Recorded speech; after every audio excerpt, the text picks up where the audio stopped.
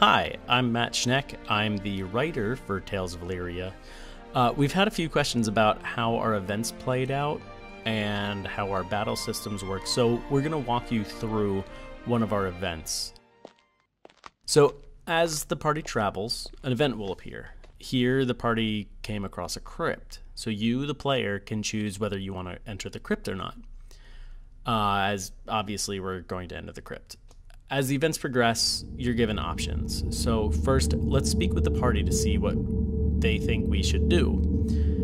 During conversations like this, character portraits come up. These portraits not only show what character is speaking, but also the portraits change with the equipment the character is wearing. So if they're wearing a specific helmet, for example, you'll see that helmet on their head as opposed to just a generic portrait of the character.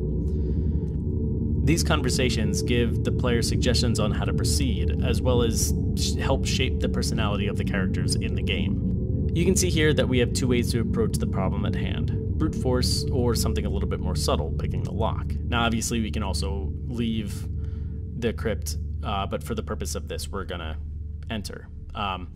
So these options trigger a check on your party's skill sets, and the result of that check affects how the party proceeds. So here, for example, if no characters have a high enough stealth skill to pick the lock, you'll fail at that attempt, and you can either try a different way or, again, just give up and leave. So we're going to try breaking down the door. And as you can see, the skill check for the strength passed, and the party got into the room. Again, the party members can offer up a response for what's going on, and that helps you choose how to proceed. Now, sometimes your choices in these events can lead to a battle sequence. So here, we've disturbed some undead creatures, and we're going to have to fight them. Here, you can see the battle system in full. You can give each character commands, whether they should just attack normally, or defend, or use a skill. Now, there's two ranks of characters. The characters in the front obviously can use their melee attacks, whether it be a sword, or a club, or a mace, or whatever. And the back rank can use spells, and bows, and ranged weapons, things like that.